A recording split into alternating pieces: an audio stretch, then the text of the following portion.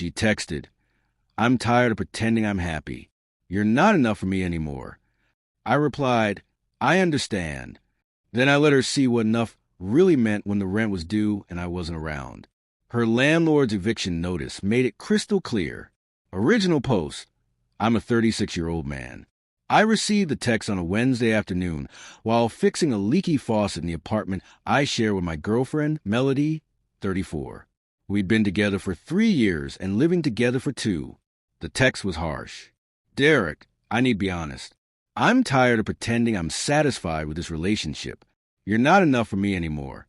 I need someone who can actually provide the life I deserve, not just empty promises and trips to Home Depot.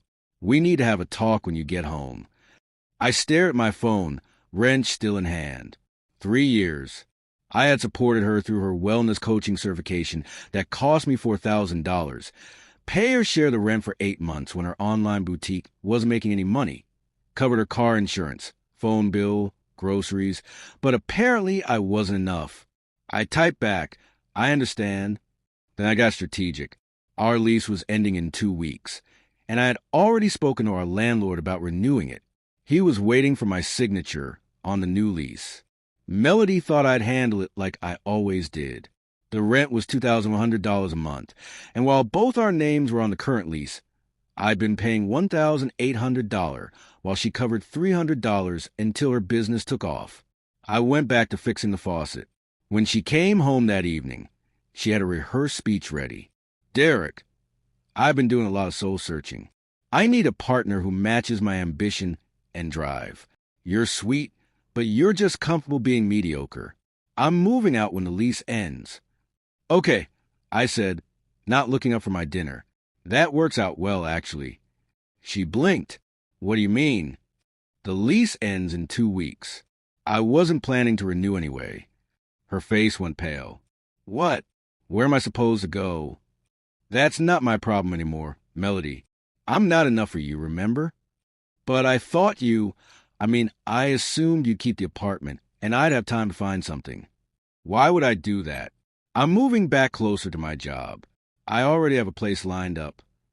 But she didn't need to know that yet. Panic started to set in. "Derek, I don't have money for a deposit somewhere else.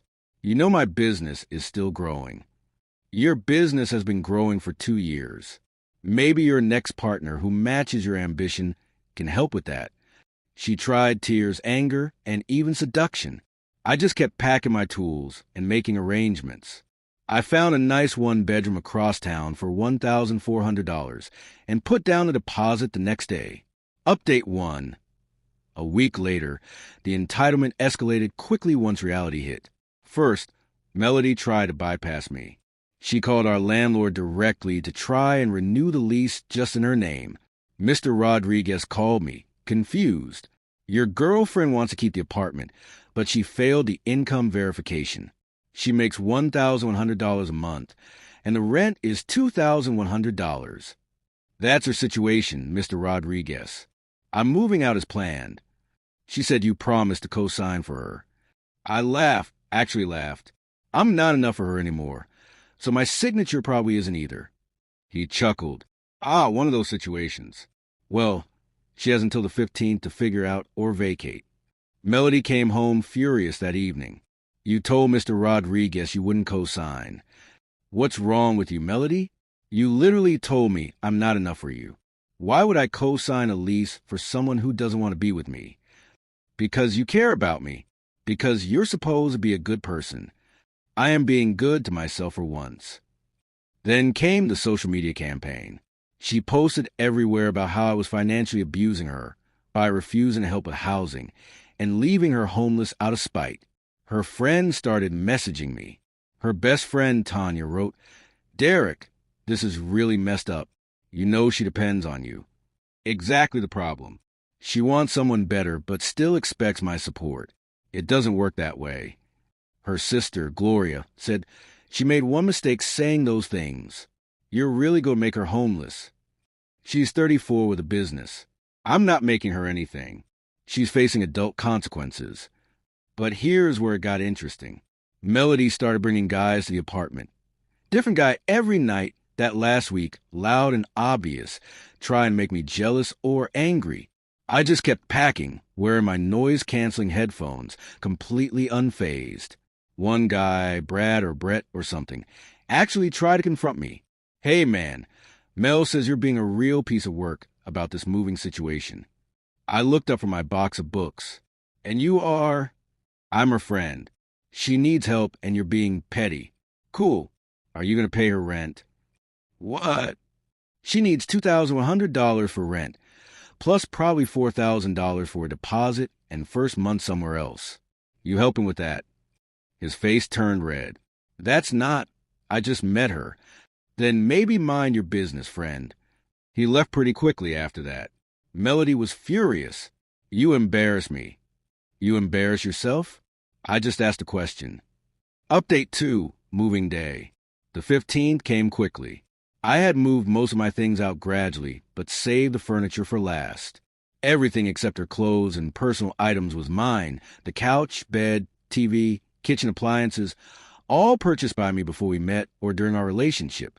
On the morning of the 15th, the moving truck arrived. Melody was still in bed. What's that noise? She mumbled. Moving truck? I'm taking my furniture. She shot up. Your furniture? We've been using it for 2 years. Yes, my furniture that I bought and paid for. You're welcome for the 2 years of free use. She watched in horror as the movers took everything. The apartment looked empty when they were done.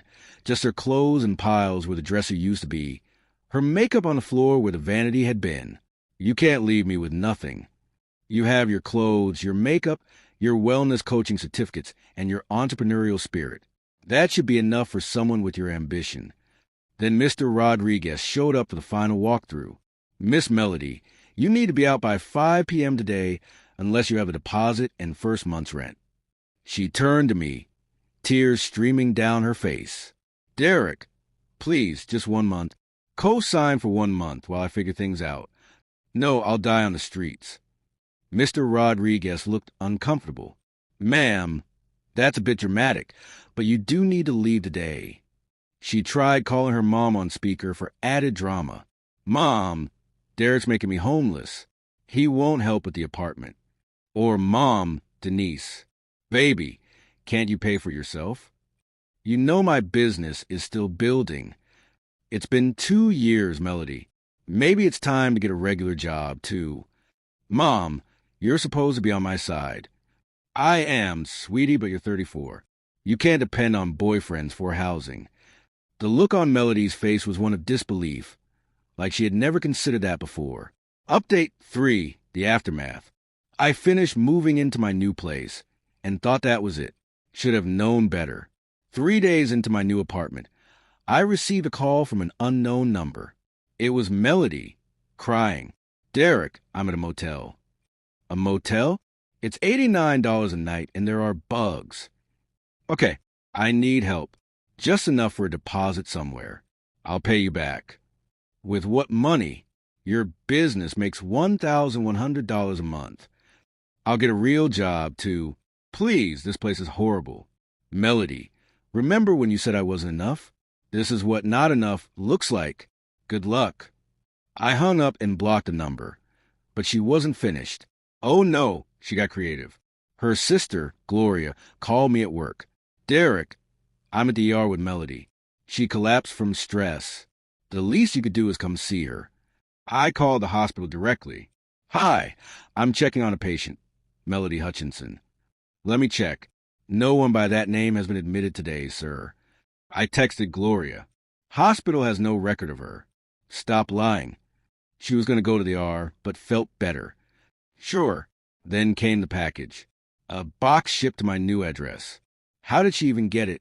Inside were photos of us, ticket stubs from dates, a love letter I'd written her 2 years ago, and a note. Remember when you loved me? When I was enough for you. I made a mistake with my words, but you're destroying my life over one text message. Please reconsider. Love, Mel. I donated the box contents to the recycling bin. Next was a fake emergency. I got a call from Melody's lawyer. Obviously, just someone pretending. Mr. Derek Thompson, this is Attorney Johnson. My client, Miss Hutchinson, is pursuing a case for unlawful eviction and financial abuse. Really? What's your bar number? My what? Your bar number. Every lawyer has one. What's yours? So I can verify you with the State Bar Association? Click. They hung up. I texted Melody from a Google Voice number. Impersonating a lawyer is a crime. Try that again and I'll file a police report. Update 4, the escalation. 2 weeks into my new place, I was settling in nicely. New furniture, better than what I had. Quiet neighbors, closer to work. Life was good. Then I got a call from my mom. Derek, honey, I just got the strangest Facebook message from your ex-girlfriend's mother. My stomach dropped. What does she want? She's asking me to talk sense into you. Says you abandoned her daughter and left her homeless. I told her Melody's a grown woman who broke up with you. And she had the nerve to say you're still obligated to help because real men don't abandon women in need. What did you say? I told her real women don't tell their partners they're not enough and then expect continued financial support. Then I blocked her. I love my mom, but Melody wasn't done with the parent approach. She somehow found out where my dad golfs and showed up there, crying and looking for him, saying I ruined her life. Jesus, what did you do? Security escorted her out when she couldn't prove she was a member, but not before she told everyone within earshot that I was heartless and left her with nothing. Dale from my foursome said, sounds like she left herself with nothing by dumping a good man. She screamed at him, and that's when security stepped in. The second-hand embarrassment was real. Then came the flying monkeys. Her friends, but more aggressive. Tanya and 2 others showed up at my workplace. We need to talk about Melody, Tanya announced to our receptionist. Security called me down.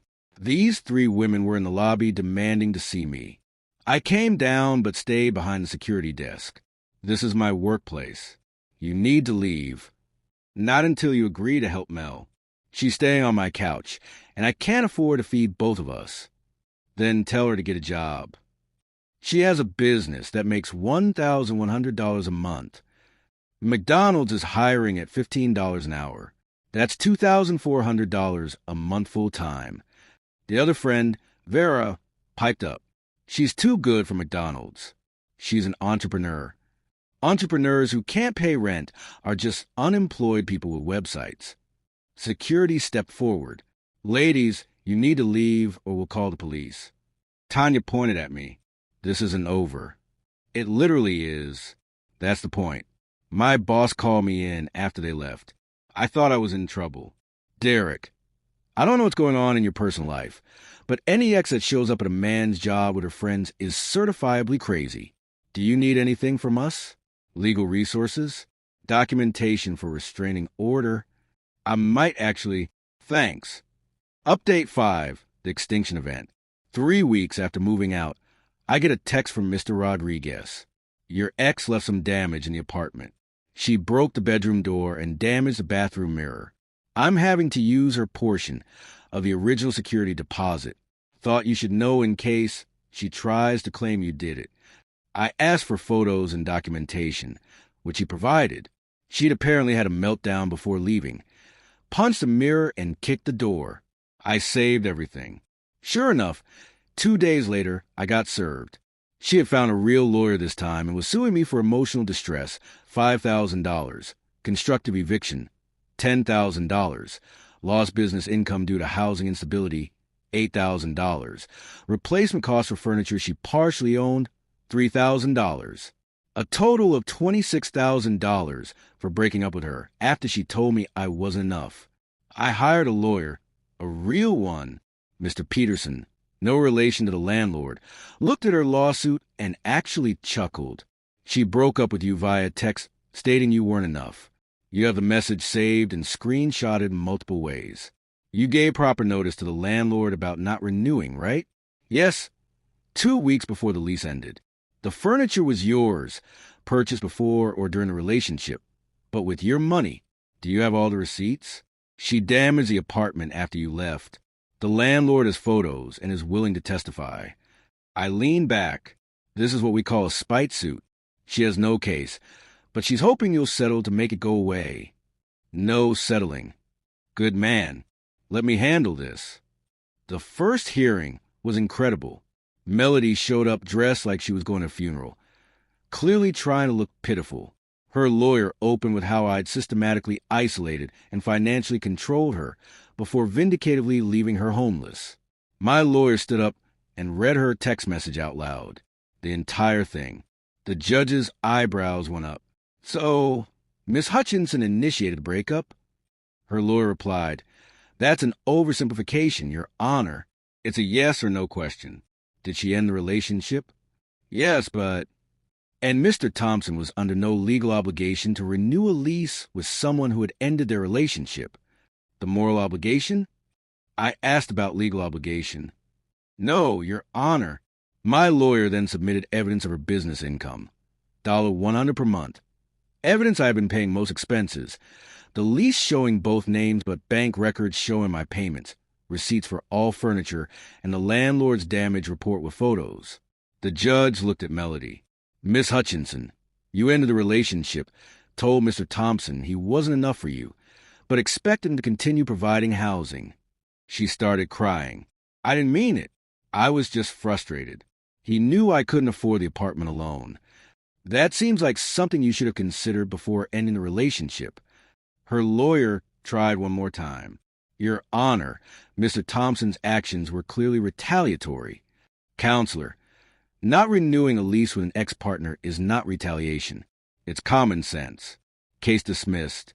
Miss Hutchinson, you owe Mr. Thompson's legal fees. $3,200. The wail that came out of Melody was something else. "I can't afford that." "Then you probably shouldn't have filed a frivolous lawsuit. You have 60 days to pay." Update 6. The final meltdown. After losing in court, Melody went scorched earth on social media, posting our private messages, selectively edited, claiming I was an abuser and that the judge was sexist and had been paid off. The posts were so unhinged that even some of her friends started backing away. Then she made the mistake that ended everything. She posted my new address and encouraged people to let him know what you think of men who abuse women. I woke up to my car keyed, spray paint on my apartment door, and a brick through my window with a note that said, "This is what you deserve." I called the police, filed a report, and my lawyer was thrilled. Inciting harassment, vandalism, possibly conspiracy to commit property damage. These are actual crimes. Melody was arrested 2 days later. Tanya had already flipped and told the police that Melody had specifically asked people to damage my property to teach me a lesson. She called me from jail. I actually answered. "Derek, please. I need bail money. Just $2,000. I'll sign anything. I'll leave you alone forever. Just please." "Melody, you just caused thousands in damage to my property and my car. You're lucky I'm not pressing additional civil charges. I'm in jail." "Yeah, that's what happens when you commit crimes. Maybe your next boyfriend, who matches your ambition, can bail you out. There is no ex-boyfriend. No one wants me because I'm homeless and broke. Sounds like a you problem. I have to go. I have a date tonight." "A date already?" "Yeah. She's a CFO at a tech company. Says I'm more than enough for her." Funny how that works. The scream of rage before she hung up was satisfying. Not gonna lie. Final update. It's been 6 months now. Here's where everyone ended up. Melody pleaded guilty to harassment and incitement. She got probation and community service and had to pay me $3,200 in legal fees plus $4,100 in damages to my car and apartment. She's working at a call center now. Tanya let it slip on Facebook that she's living with her parents. Her wellness coaching website is gone, and her Instagram bio no longer says entrepreneur. She tried reaching out once more 2 months ago with a long email about how she's grown as a person and realizes what she lost. I didn't respond. Her friends, Tanya and I, actually had a civil conversation after everything. She apologized for her part and admitted that Melody had been using everyone around her for years. Vera still thinks I'm Satan incarnate, but who cares? Her family, her mom sent me an apology letter, saying she didn't raise Melody to be entitled, but realized she'd enabled it by always bailing her out. Her dad never reached out, which is fine. As for me, The CFO thing was just to mess with Melody. There was no date that night. But I did start dating someone recently.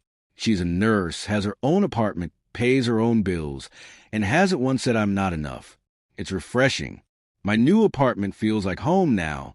My job gave me a raise after I brought in a huge client. Turns out, not being stressed about supporting an ungrateful partner improves work performance. I'm in therapy to work through some trust issues, but overall, life's good. The best part is that a friend from the old building ran into Mr. Rodriguez last week. Apparently, he still tells the story of the girl who thought she could afford $2,100 rent on $1,100 income to new tenants as a cautionary tale about living within your means. Looking back, the so-called revenge wasn't even revenge. It was just stopping. I stopped paying for her life, stopped enabling her delusions, and stopped setting myself on fire to keep her warm. The consequences she faced were entirely of her own making. She wanted more than I could give. Cool. She got exactly what she deserved. Nothing for me at all. And honestly, that's more than enough satisfaction for me.